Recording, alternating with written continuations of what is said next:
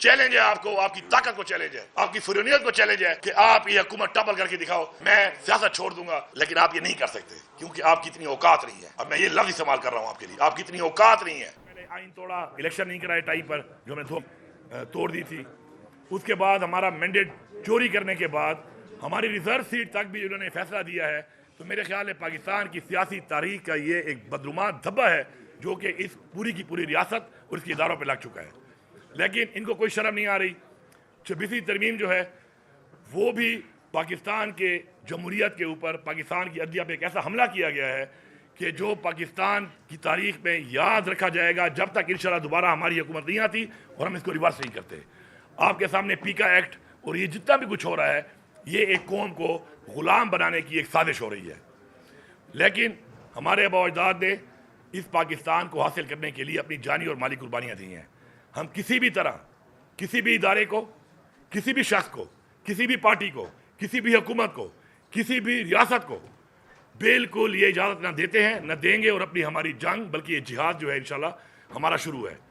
اب میں اب تھوڑی سی بات کرتا ہوں، اس کے بعد باقی بھائی بات کر لیں گے، آپ کے سوال جواب بھی ہم لے لیں گے کہ یہاں پر جو ایک بات چل رہی ہے ریگارڈنگ کہ جی یہ پختونخوا میں عمران خان کی جو حکومت ہے، باقی حکومتیں انہوں نے چوری کر لی، جو ایک زور بازو پہ وہاں کے لوگوں نے، وہاں کے ممبران نے، امیدواروں نے زور بازو پہ چوری، وہاں پہ بھی ہوا ہے مینڈیٹ، لیکن انہوں نے اپنا ووٹ کا تحفظ کر لیا اور ایک حکومت بن گئی۔ تو اس کے اوپر آپ جس طریقے سے پہلے خان صاحب کی ایک چھوٹی سی بات کے اوپر کہ انہوں نے کہا کہ جی میری ملاقات کریں، اور خان صاحب کا جمہوری حق ہے، سیاسی حق ہے ان کا کہ وہ پارٹی کے ہیڈ ہیں، پارٹی کے لیڈر ہیں، پیٹرن ان چیف ہیں، پارٹی کے چیئرمین ہیں، وہ اگر ملاقات کرنا چاہ رہے ہیں بجٹ کے اوپر، جو پورے مطلب بجٹ ایک پروسیس ہے، پورے سال کا ایک ویژن ہوتا ہے، اپنا ویژن دینا چاہتے ہیں، تو انہوں نے ملاقات وہ چیز کو انہوں نے جان بوجھ کے اس طرف لے کہ ملاقات نہ کروا کر یہ ایک سازش کرنے لگے تھے ہمارے خلاف۔ چونکہ میں وزیر اعلیٰ ہوں، میرے پاس بھی ادارے ہیں، تو میں یہ سازش بھانپ چکا تھا اور اس لیے میں نے سٹینڈ لیا اور خان سے ملاقات انہوں نے نہیں چھوڑی۔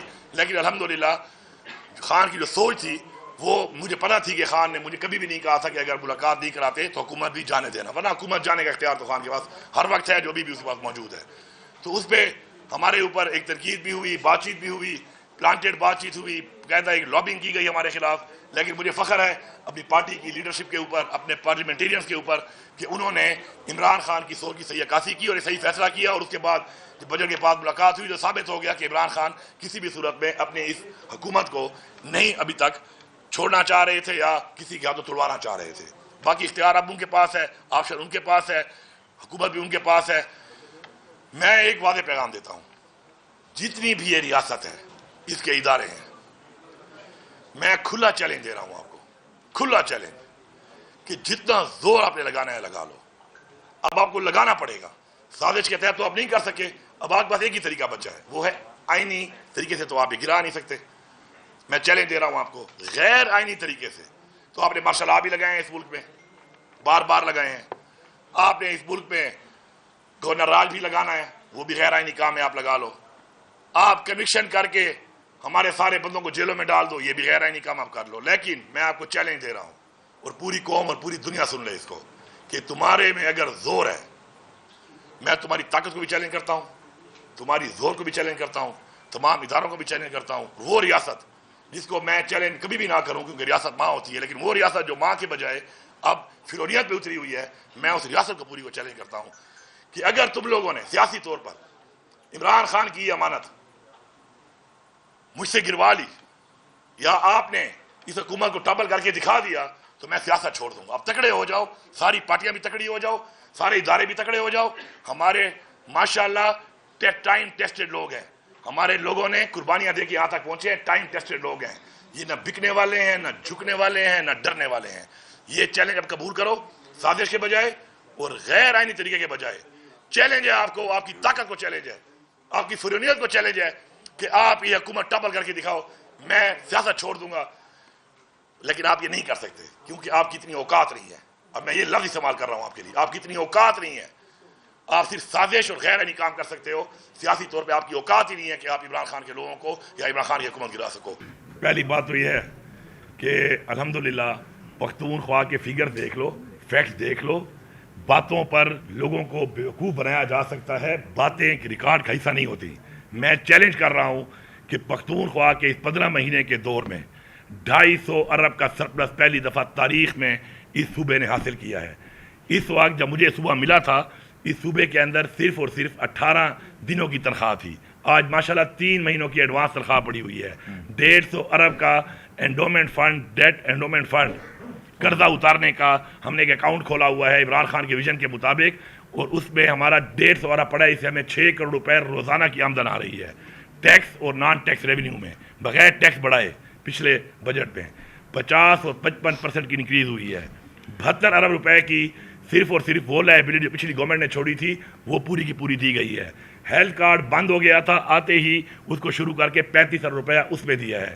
چیلنج کرتا ہوں سوشل ویلفیئر میں پنجاب ایک بہت بڑا صوبہ ہے، بہت بڑا بجٹ ہے، میں چیلنج کرتا ہوں کہ سوشل ویلفیئر میں پنجاب سے زیادہ ہم نے کام کیا ہے اور ٹرانسپیرنٹ طریقے سے کیا ہے، لوگوں کو آٹے کے دھکے نہیں لگوائے۔ 2 دفعہ 10 ارب روپے کے 10,000 روپے لوگوں کو ٹرانسپیرنٹ طریقے سے دیے ہیں۔ اس کے علاوہ آپ کا پورے 76 سالوں میں ٹوٹل 65 ارب روپے صوبے کے لوکل محصولات تھے، اس کو پہلے لے کے گئے 93 پہ، اب وہ چلے گئے ہیں 129 ارب پہ، ڈبل ہو گئے ہیں وہ۔ اس بجٹ میں بھی کوئی ٹیکس نہیں لگایا اور 1 روپیہ قرضہ نہیں لیا، 53 ارب روپے قرضہ بھی اتارا ہوا ہے۔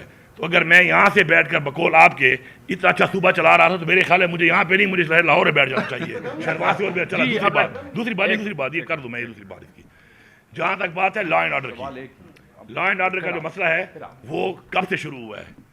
تاریخ میں جاؤ، حق بولو، سچ بولو۔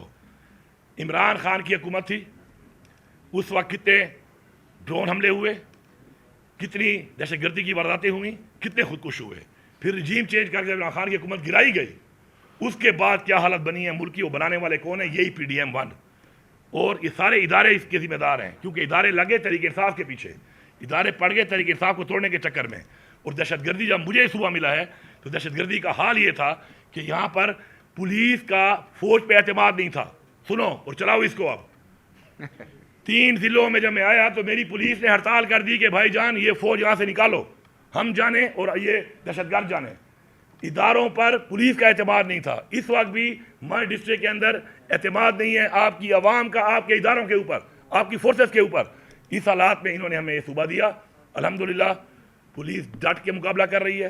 CTD کا ریکارڈ اٹھا لیں، کتنے مقابلے کیے، کتنے حملے ہم نے ان کے پسپا کیے، کتنا فیگر ہے دیکھ لو۔